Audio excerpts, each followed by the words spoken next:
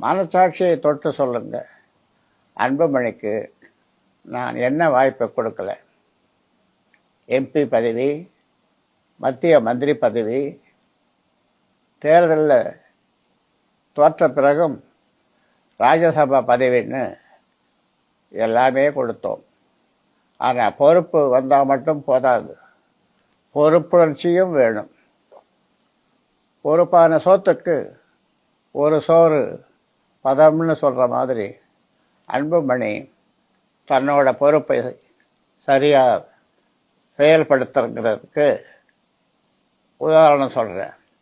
National ரெக்கார்டையே எடுத்து ஒரு உதாரணம் சொல்கிறேன். நான் நாடாளுமன்ற கணக்கை பாருங்கள். தேசிய சராசரி வருகை பதிவேட்டில் மற்ற எம்பிக்களோட வருகை 79% இருக்கிறப்போ அன்புமணியோட வருகை எவ்வளவு தெரியுமா? வெறும்